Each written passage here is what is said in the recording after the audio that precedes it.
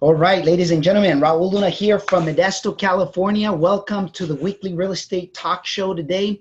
For the ones that were able to connect, congratulations for making it happen here. And we're going to be covering precisely today. We're going to be covering on how to, how to invest in real estate without experience, credit, or money.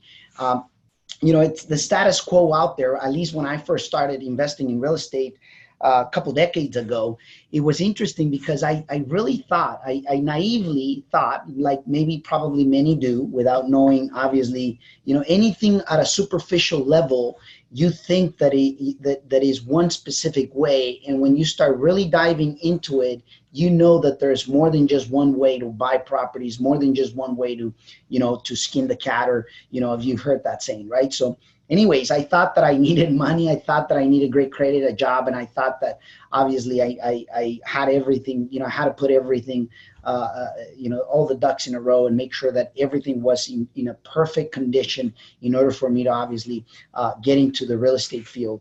And little did I know throughout the time that it was not needed, that what I needed to do was to change the way I was viewing things, changing obviously the way I was viewing things, obviously creating the contacts, that had the knowledge, and really just mastering on being able to getting the environment in the right environment. So just a little bit of background for the ones that don't know me is like, if a guy like me, if a dude like me, if a person like me that was born in America, raised in Mexico, came back, worked all my life or most of my life in a really hard labor work, from from washing dishes all the way to basically just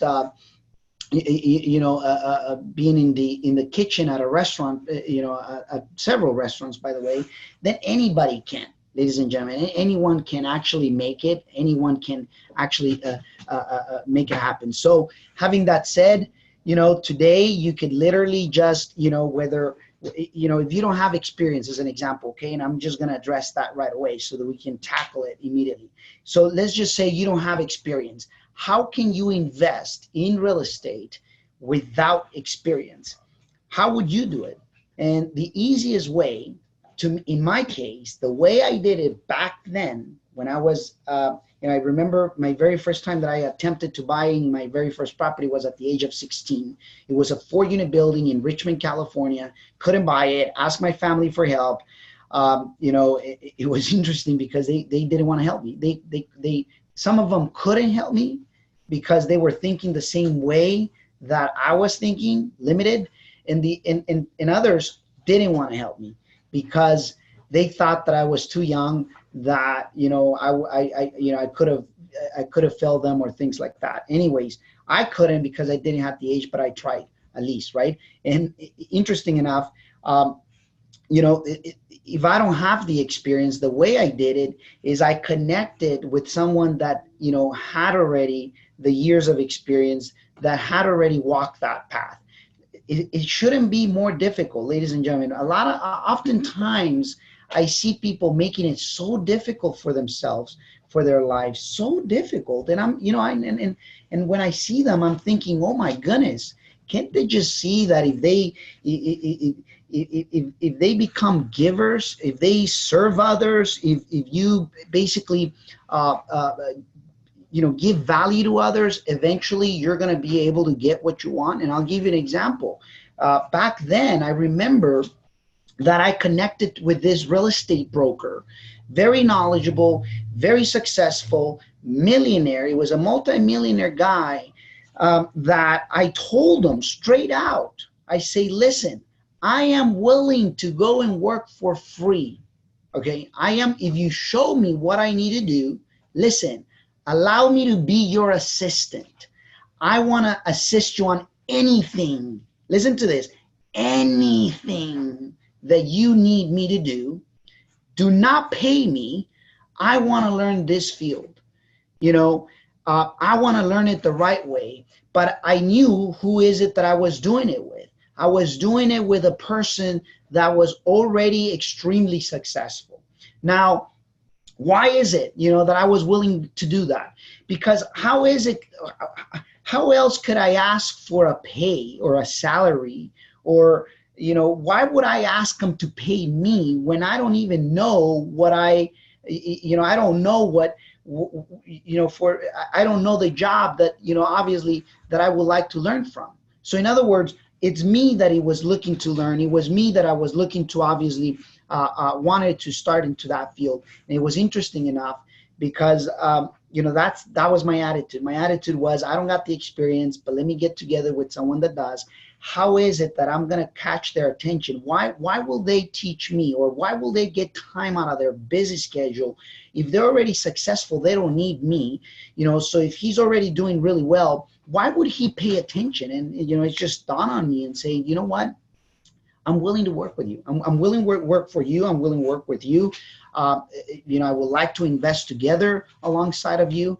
And, and that's how my journey started. Basically, very first, year and a half, almost 2 years, didn't make a whole lot of money. And, some people get desperate about it. And I'm not saying that's going to happen to you. What I'm saying is that's how I started my journey. No experience. Here's a guy with zero experience, but yet a lot of hunger, that I literally just went up to somebody who I just met and I told them, listen, I'm willing to be here. And at the time I was working, I was actually attending UC Berkeley. And it wasn't because I was studying. It wasn't because I was going to become an attorney, or an accountant, or, or a doctor, or whatever. It was because I was doing newspaper delivery, right? I was delivering paper at the student dormitories in UC Berkeley. So I would do that from 1 a.m. up until 6, 7 in the morning. And then, the rest of the time, I precisely got that specific job because I wanted it, okay? Because I truly wanted it to have the rest of the day for whatever else I wanted to do. And guess what? I would go to the office. I would hustle. I would take phone calls. I would make phone calls. I would, meet people, and I was doing all that. Zero pay. I wasn't getting paid for it, ladies and gentlemen. And that's probably something that you don't know about me that now you do. So how can you get started?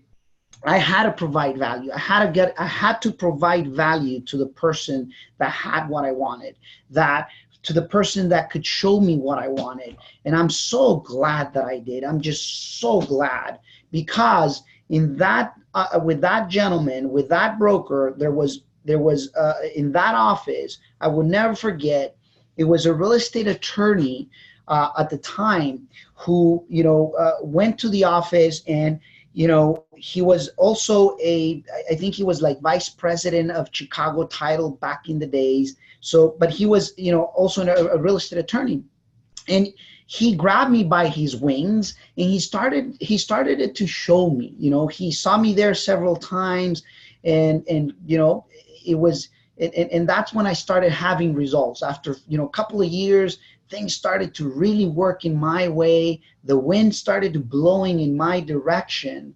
But it was after I paid my dues. It was after I was willing to, give value. It was after I was willing to be eager and courageous to literally say, you know what, I'm going to give most of the portion of my day, to something that I don't, that I don't have experience in, but that I'm willing to not just, try and see if it sticks, but to really make it happen for my life. And so that's on the experience side. You don't have experience, connect with yourself with someone that does. How can you do so? Provide value. Look for creative ways that you can provide value. Give before you even ask. Give massively before you even, you even dare yourself to even, ask. And the reason why I say this is because the same thing is true on my comeback after my setback. I had a setback. A lot of people know my setback in 2009 when I lost my shirt and I lost everything. I lost cars, real estate license, went bankrupt. I lost everything. And I'm telling you this because I want you to know that every setback is meant so that you can have a stronger comeback. And all I can tell you is this: setbacks will make you grow, and will make you grow fast if you're still hungry. Thank God that I lost the material, but I never lost my dream. that I never lost the sight path or the path of where is it that I wanted it to go. So having that said, on my comeback, guess what? I did exactly the same thing. I started giving, even with my latest acquaintances, like Mr. Joe Metz. Some of you guys know who Mr. Joe Metz is, or some of you guys know who Mr. Jason Busey is, or Mr. Dean Higa, or Kevin Roberts, or people like that. And guess what? If I want to get closer to the big boys, I got to give. If I don't have their experience, I got to provide value. If I don't have, what they have, and I want to obviously them to pay attention to me, guess what? You're unexperienced, get together with experience. How can you marry experience? Give value, provide services, provide, even if it means for free. I've done it, not once, several times. You know how many people don't want to do free stuff, but they do expect to get free stuff? Interesting. Just really interesting. Very interesting. And when someone can't do something for free, as an example, especially when you want what they have, it's tough. You're always going to struggle. Now, that's with the experience side, right? Now, how about with no money or no credit or anything? The best strategy, the best single strategy that I've I guess didn't discover it, so I got to change that I came across, in real estate investing, it's wholesaling. And many of you guys, if you guys are well versed into the real estate side of it, real estate wholesaling is one of those things that basically, that basically is one of those things that won't require you money, won't require credit, it won't require, the fact that you have to have like a job or things like that. Why? Because wholesaling is putting the property under contract, making sure that the contract is assignable, and then, selling the rights of that agreement. Okay.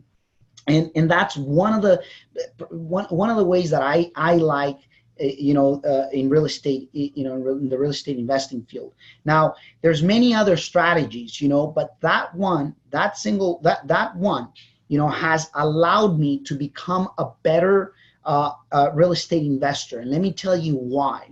Because if you already know ahead of time that you don't have great credit and you don't need to have great credit, or you don't have money and you don't need to have money, or you don't have, for instance, a job or anything, well, guess what? The best strategy is going to be, wholesaling if you're planning to do it, in a quick in, quick out way. And if you don't got the money, let's address that. Raul, I don't got the money. Perfectly. Get with someone that does have the money. Raul, how can I grab the attention, with someone that has the money? I just already shared it. I already told you the best way that you can grab the attention of somebody, it's provide them with value, give them, something of value, overwhelm them with value, overly deliver and overwhelm them with value, that they're gonna want to pay attention to you, that they're gonna want to basically work with you, that they're gonna want to, coach you, mentor you, grab you by their, by the hand and show you. But before they do that, you make sure that you provide value. Why? Because they got the money. If you need the money, guess what? You're gonna want to make sure that if you wanna, use their money, you gotta provide something that they're going to feel great about. All right? Is the best way that I know how to grab attention. Okay? And there's many other creative ways. It's not just the way that I just showed you. So I don't have credit. Well, if you don't got the money and you need the money, well, do that. And then you can close on the property or joint venture, or do those, you can joint venture with the right person that has the credit, the money, that has everything that you're missing. Okay. So the easiest way is you can create that joint venture and bingo. But I don't have credit. You don't have to have credit. If you're wholesaling, you're not going to close on the deal. You're only going to sell or going to flip the contract. You're going to assign the contract, right? So that's the easiest format. Let me tell you one of the best answers that I've ever gotten from one of my real estate investing students. I asked him, and I think it was on the Spanish one. I asked him, I said, Carlos, I said, what is the biggest takeaway? Because he has done his very first real estate flip. He's about to conclude it. He's about maybe 3 or 4 days from closing. And I asked him live, without even planning, I said, Carlos, what is the biggest takeaway, man? After going through the entire, putting it under, identifying the property, putting it under contract, knowing that you put it at the wrong price under contract, having to renegotiate the price, closing on the deal. Before closing on the deal, bringing me on board, you seeing basically, the best way now, and I'm going to head back and I'm jumping back and forth, ladies and gentlemen, but there's a good reason for it. Guess what? One of the best ways, if you really want to grab the attention of someone that is successful, is bring them a great deal that you could either partner or that you could either wholesale. And trust me, you will catch their attention. You could either bring it to me and you will catch my attention. Trust me. Why? Carlos brought me a deal. He called me. He texted me, Raul, I got a property under contract. I need your help. And guess what happened? When I heard that, I'm like, oh my goodness, let me get the phone. And I said, hey, listen, we can talk later today at this time. Are you available? He said, yes. We got each other on the phone. He told me about the deal. And I said, man, you got it extremely high. It's too high, man. At that price, you're going to lose your shirt. You're going to lose money. Anyways, I came in on board. He saw the emails that I was writing. He saw the meetings that I did. He was basically shadowing me in that respect. And, now he's about 3 days from closing the deal and, making a record profit in his lifetime. All right. To put it in simple terms, it'll take him probably a year and a half, to work full-time, overtime, full-time and overtime, 70 hours a week before he could make, to match the profit that he's going to make on this deal. And I asked him, I said, listen, what is the 3 biggest takeaways that you take among all this experience? And, we renovated it and, went through all the entire process from finish to, from start to finish. And he says, probably the best awakening thing out of all entire this.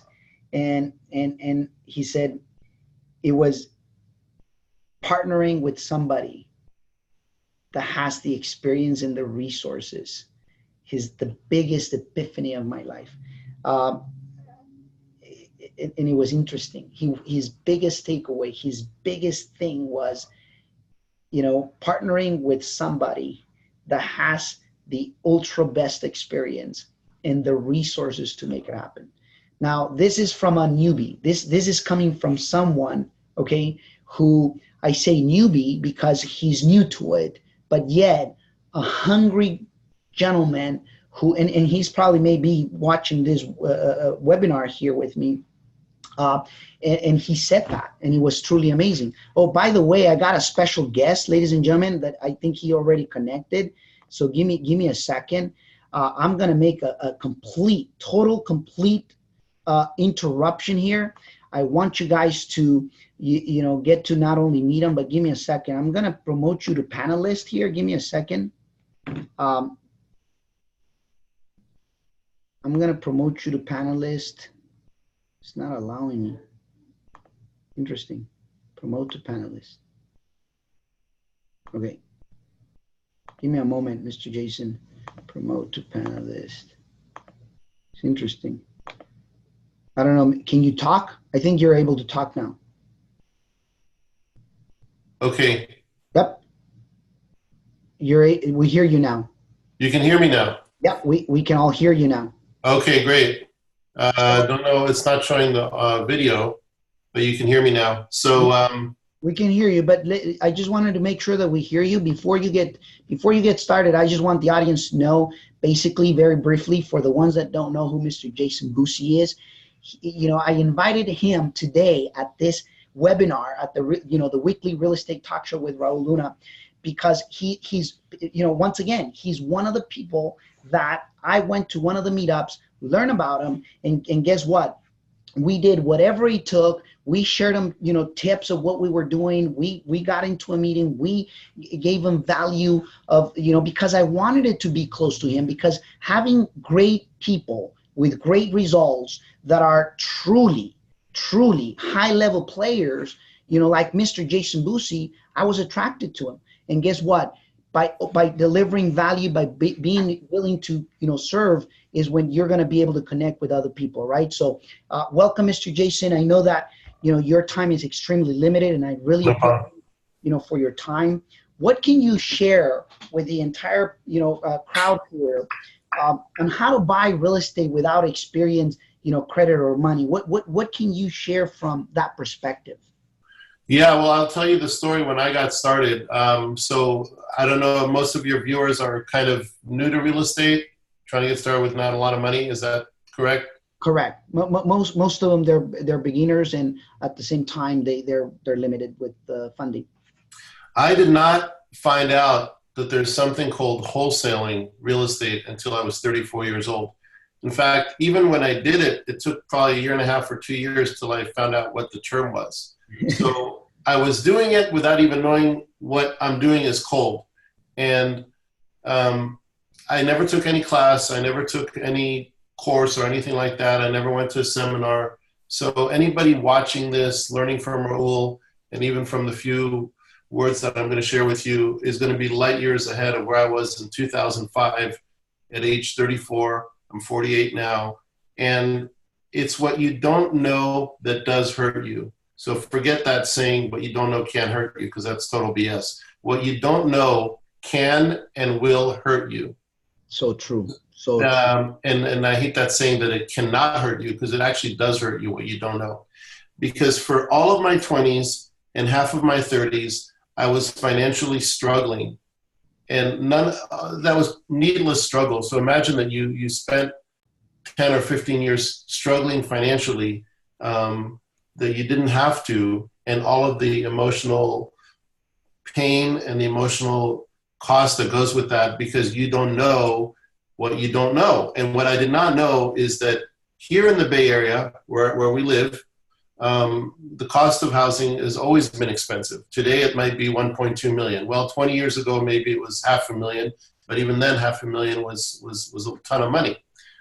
With inflation and everything like that, it's always been expensive, at least for the last 30, 40, 50 years that, we've been alive.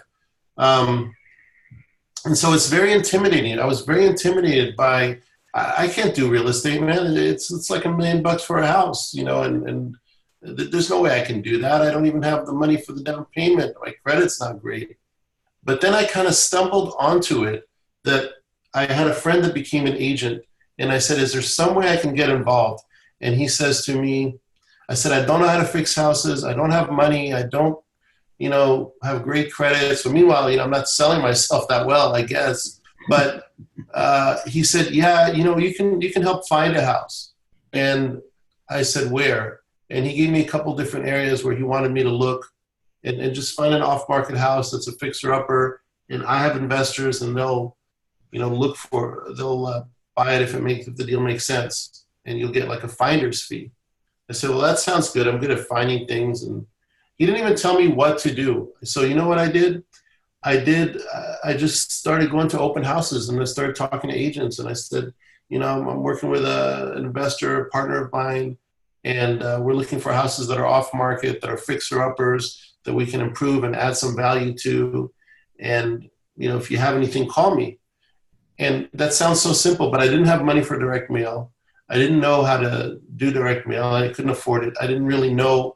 This is way before pay-per-click and all of that. So I just said, let me just talk to a bunch of agents. And you know what? 15 years later, I'm still doing that. And, the stuff, if it works then, it still works now. And as advances have gotten, it still works, So a couple of weeks later, maybe 2-3 weeks, and I get a call from one of the agents that I met at an open house. And he says, there's this fixer-upper. And I said, great. And he said, she wants $1 million. I go see it. She wants $1 million. I say, offer $950. You offer $950. They come back at $975. I say, okay, I'll take it. Now, the audacity of somebody who had at that time $2,000 in the bank, and was borrowing money from his best friend just to pay his rent, okay? And had no job and no income and not very good credit. But the audacity to say, yes, 975, I'll do it. $975,000. It took a little bit of audacity, you know, but it paid off because guess what? 3 days later, he brought his investor and he brought him the first day, but they were like thinking about it. They ran their numbers. On the third day, they took over the contract. They gave me a check for $25,000. It was at that point in my life the biggest check I'd ever seen. And I was on my way. And I knew that now I had something that if I can just find properties and find a buyer, I don't need my own money, but just find the deals and find the buyers, I can make a lot of money doing that. I'd never seen a check in my life for $25,000. It was a life changer for me. It got me out of debt. I owed my friend about $7,000 or $8,000. It gave me some breathing room. But guess what? I couldn't wait to do it again. So then I did it again. And the second time I did it, I deliberately did not do it with my friend because I wanted to know that it's not because my friend helped me or he had the buyer. So I found some buyers off of Craigslist, you know, and I got another property under contract. And then a few weeks later, I did it again. And that was the first time, the third deal that I started doing direct mail. And what did I mail to? I mailed to pre-foreclosures. And I got a deal that was a pre-foreclosure. And today, for the last 7 or 8 years, I've stopped mailing pre-foreclosures because it's saturated, so I'm not recommending it. But at that time, you know, I got lucky and I got a good deal in San Jose for pre-foreclosure. And I said, you know what? This time I'm going to see if I can get a $50,000 assignment fee. And I got it. And so within a course of about 2 months, 2.5 months, I got these first 3 deals and I made $100,000. And I was just ecstatic, you know, because I was like, okay, now I have my own business, something I've always wanted, but never could quite pull together, that I can make this kind of money in, set my schedule, get big checks for. And, you know, for the next few years, I was very happy doing that. And then 2008 came and there was some pain. And then 2010, I came back and I said, I need to change some things. I cannot no longer just be a wholesaler. I need to now graduate and become an investor and start making even more money and build a more solid foundation and own property, not just flip it, but own it and own rentals. But that really from, you know, I was starting off again in 2010 and zero. And within 3 years, I was a millionaire, multi-millionaire. I owned properties free and clear, rentals, my own house, stuff like that, just within 3 years. So you can do this business from starting out until like millionaire to multi-millionaire status in 5 years or less. I really believe that. Anybody can do that. So interesting what you just mentioned, Mr. Jason, because, you know, people want to achieve those type of results maybe in 90 days, but they don't realize that they're really, really doable in a 5 year to 10 year span, or even shorter, depending on their level of belief. What made, I mean, was it because you were at your lowest in your life that made you look into having that audacity, or have you always had that courage attitude? I think it just kind of came together for me that I got to make this work. I don't want to, you know, it was more like there's no choice. Like you know, the truth is I have a good education, but I just, you know, I even got a master's degree, right? But first of all, that doesn't guarantee you anything these days. Second of all, you still have to fit in a corporate culture. You know, you have to do what you're told. You have to play the office politics. And I just never fit in. Every time I got a job, I ended up just hating it, you know. So I knew that I don't really want to work for somebody else. I want to set my own rules. I want to live in my own terms, you know. And so at that time in like 2005, I needed something, you know, there was that sense of desperation. That's why, like, I hate to tell people, go quit your job, because I would never be the one say quit school or quit your job. I don't want to be that one. I don't want that responsibility on me. I know people that have done it and it doesn't work out for them. But at the same time, there is something about, you know, the expression burning your ships, right? Right. There is something about that, because when you have a job to fall back on, it's very easy to say, oh, it'd be nice to do a deal. It'd be nice to make $50,000 or $20,000 or $100,000 on a deal. But you know what? I got my job. I got my paycheck. When you're like in debt and you don't have any income coming in, then it's like you have to make something work. You have to. Right. So a lot of people, there's almost nobody, 99% of people, unless you're like a super wealthy, 99% of people, they would like to make another 50,000 a year or another 100,000 a year or even another $1,000 a month. But unless they have that compelling sense that they must, most of them don't do it because they have their paycheck. They're not happy, but they're just comfortable enough. That's why people joke in the entrepreneur community. The JOB stands for, you've heard this, right? Just over broke. Just over broke, yeah. Just barely enough over broke. JOB, just over broke. Just barely enough that you're surviving, you're paying your bills, or maybe you're in debt, but you're somehow getting by, and you don't have that necessity, that urgency, that you must make this happen, that you must make this business work out. And if you don't have that must, a lot of times it doesn't. So while I wouldn't be the one to tell you quit your job, there is something to that. There is something to not having a choice, to saying that you must make this happen. Totally true. That's where I was in 2005. And that's where, unfortunately, I found myself again in 2010, where it was like, look, I had 3-4 good years in this business, but I obviously made some mistakes and I obviously didn't do enough things right that I'm back at the point of starting out at zero. And how can I secure my future so I'm never there again? Totally true. So basically, so you started wholesaling, even without knowing the term, but you mentioned something very powerful, extremely powerful, that the things that you don't know will and can hurt you, so it's at every stance, let me ask you this, Mr. Jason. So do you believe that people should get educated while they're, so that they need to get educated so that they can start obviously becoming much more effective in the real estate field? Because in your case, you're completely different. You did it. You took it. You just took it and run with it. But then there's people that maybe don't have that, I guess, in it, or that fire or that necessity like you did. In my case, when I go back, maybe that was the reason why it took me longer, because I had something else that I was paying my bills from. Yeah. But anyways, I always believed in education. Do you believe that someone has to let's get educated, but implement and earn money while they're getting educated? No, I think you need education and action. I think there's people that, and I'm sure that you've met them and you've seen them too. They go to every meetup, right? They go to every conference. They got all the books. On paper, they know more about real estate than you or I do, right? Right. But it's dude, you're not doing anything. You know what I mean? It's all the knowledge in the world on paper, but they just can't pull the trigger. They can't take action, or something psychologically is stopping them, And Right. then you have people that just go for it. I think education is super important, but I think you need a combination. And I don't know if it's 50-50 or 60-40 or what exactly, and maybe it's different for different people. But you need that combination of education and action. If you think about it, even the word education has the word action built into it, right? ACTION. So if you don't have, even education has action in it. So you need the education plus the action, and that's really how you learn. And a lot of times education is not stuff you can learn in books. Raul, you and I right now are working on this development deal. I believe me that it's a 24-unit development deal. I don't know if you mentioned to your listeners, but we're working on, it could be an 8-figure potential profit.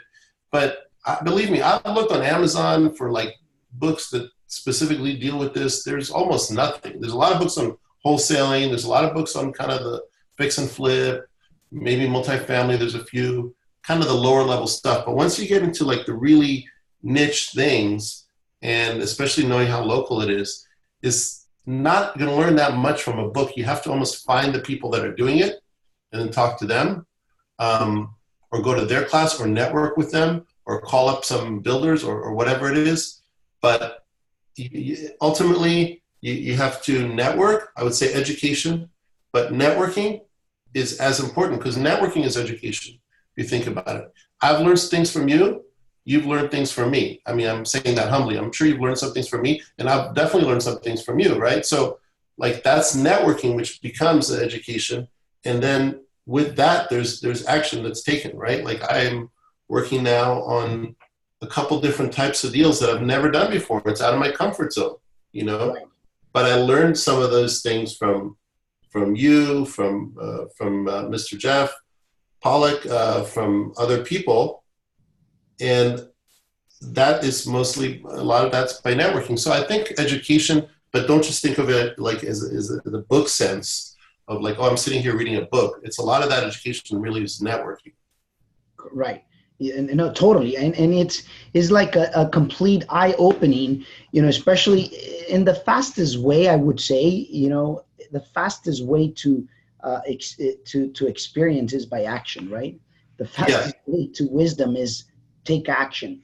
Yeah. So, and if you do, just protect your downside, obviously, because there's a lot of people in this business, unfortunately, that they will try to sell you the $1 million house and try to sell it to you for 1.2 and convince you it's worth 1.5, right? Like there's a lot of unscrupulous wholesalers and agents and even sellers out there, right? That they will gladly tell you anything to get you to overpay. I mean, I got taken for a sucker last year.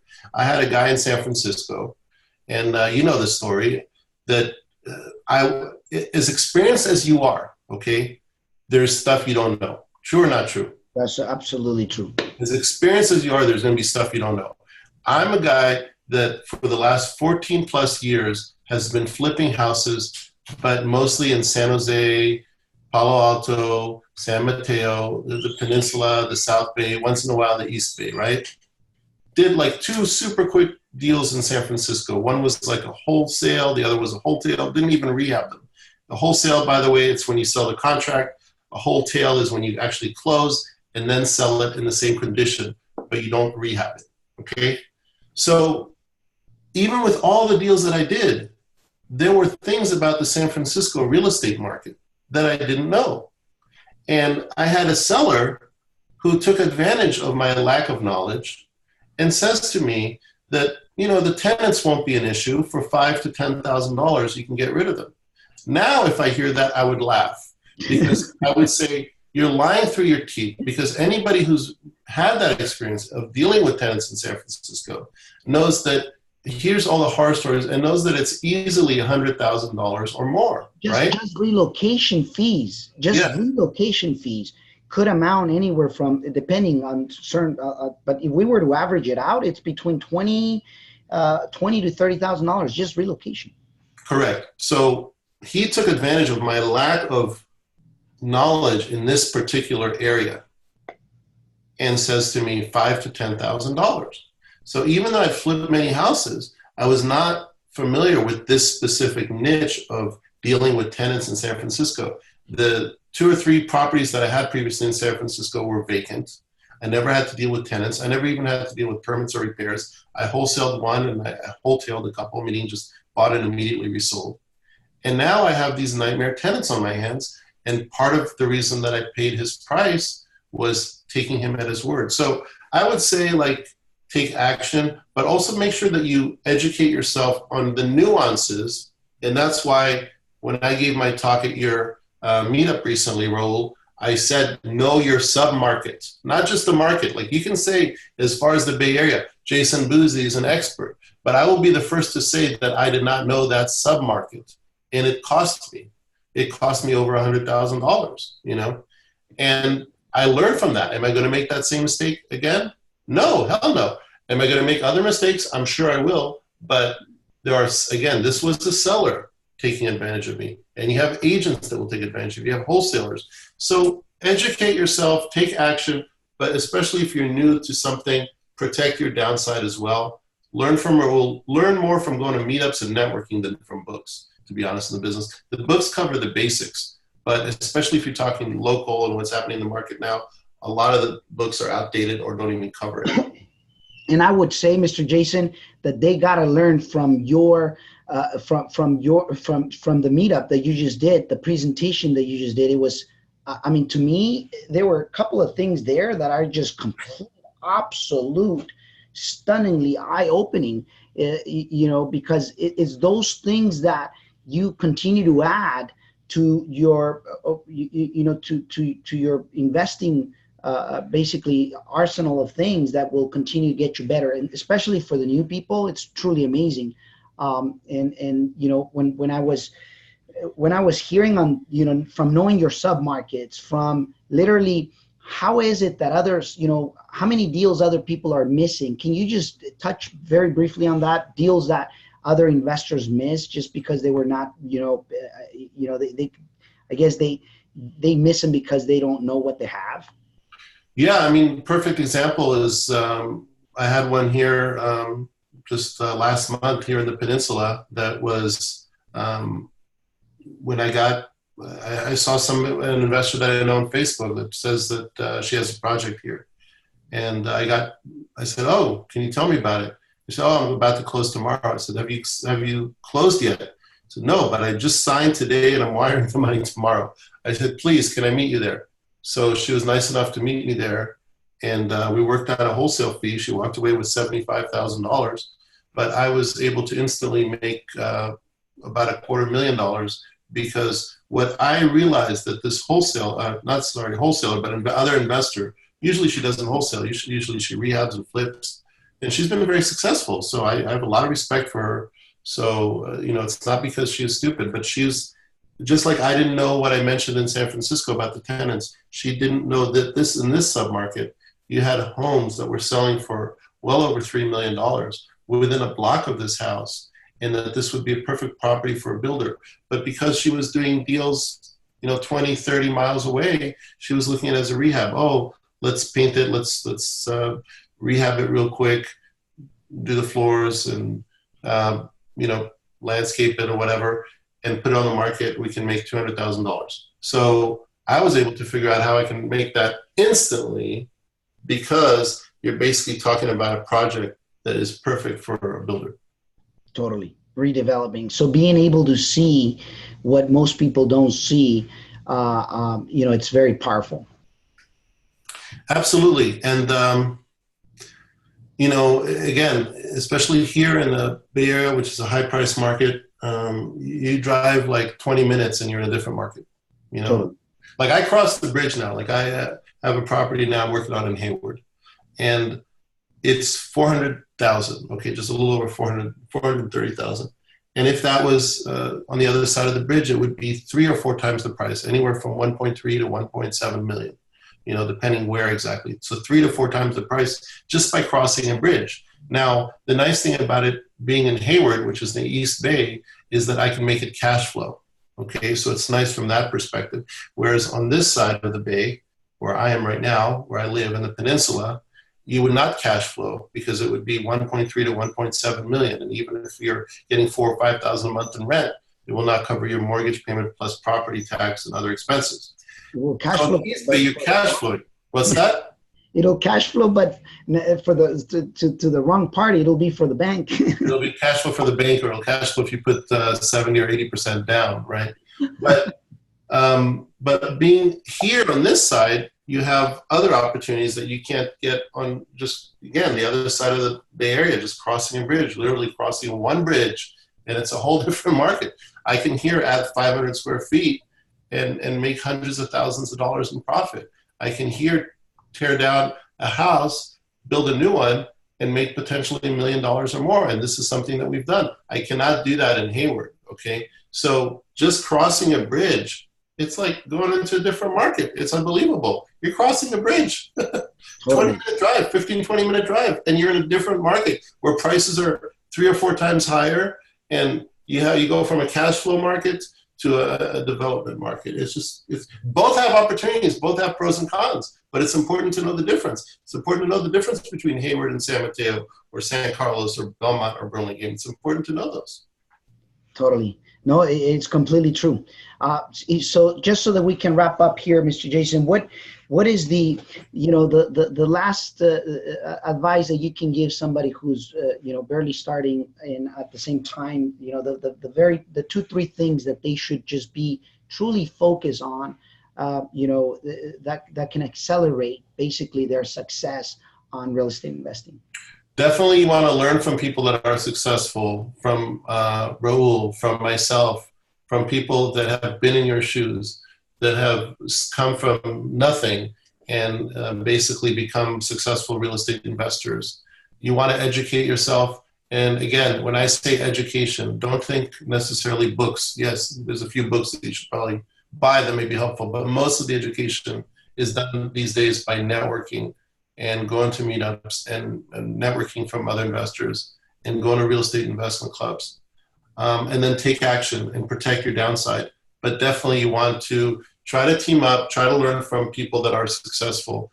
Let them work for them for free, like I said, for free if you need to. You know, there's two of the most successful investors I know, Raul's one of them, and another one who's a builder. They were willing to work for free. The people that I know that are not successful, they want to start right away and they want to make money tomorrow and the big bucks. And you got to have a little bit of patience. Build it. Think long term. Don't think short term. Build it up. Totally appreciate it, Mr. Jason. I really appreciate your time, and thank you for making it happen. We'll be connecting here shortly soon. We'll see you tomorrow. Okay, thank you. Bye. Appreciate it. So you heard it, everybody. You guys heard it from the man. He said, make sure that you're learning from people that have absolute, that have actually walked the path, and get educated. Obviously, not only just from books, but from, events, seminars, meetups. And then last but not least, make sure that you take action. I want to make you a very special invitation, whether it's for you or for somebody else. Some of you were in the meetup, in the previous meetup where we, Mr. Jason actually discussed about finding deals that other investors are missing. But he specifically covered the 7 deadly sins of real estate that the real estate investors are committing, and how is it that they're missing millions and millions of dollars. Well, the recording is available, ladies and gentlemen. One of the things that I do is I actually record professionally all of the meetups. I record most of my events, and there's a reason for it, because I know that if you were able to, if you missed the event, well, the best next thing is make sure that, and then there's a lot of other people that are not close to, to the area. So if that happens to be you, make sure that you pick up your recording. Go to the levelupnowacademy.com. levelupnowacademy.com/Jason-Boozy, and you will be able to pick it, to be able to get it there. Is $97. You're able to, buy the recording. The entire event got recorded, so that's the best way to, be able to put it there. And I'm going to actually share the link here in the chat so that you can have it. Any questions before we wrap up? If we can get, a few questions, if there's any, and then we'll call it a day. Or maybe not. There may not be any questions. It seems like everybody, was able to get the information that they came for. Last but not least, ladies and gentlemen, I think, make sure that you put action into whatever you're, and consistent action, okay? And I would add massive consistent action. And if you do, keep in mind, there's going to be mistakes. So, just do your best, because there are always going to be mistakes. It's really, honestly, inevitable that mistakes don't happen, and I'm not saying them because you want to make them just, by not paying attention. It's just, don't fear them. It's going to happen. All right. So anyways, it says that the link can't see it. Okay. Give me a second.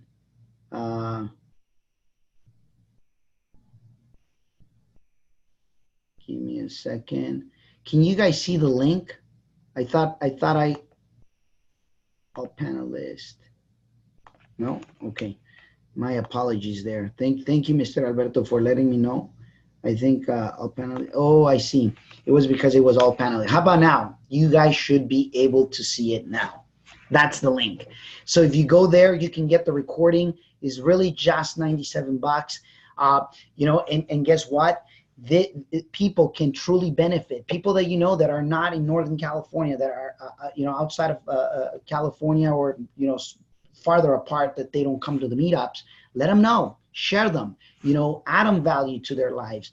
This info they're going to need, we all need the wisdom from the people that have already walked that path. So keep this in mind. We need strangers more than ever before. We give value to other people. We serve other people, and we do it even when we are not getting paid. Trust me, the universe is so intelligent that is going to come back and reward you for, what you've done in life. Okay. So just wanted to share that. Hopefully you came in and got some really good nuggets, and get to see you basically, get to see you in the next webinar here. Okay, have a phenomenal one. So go ahead and go to the link and buy your your recording. Thank you.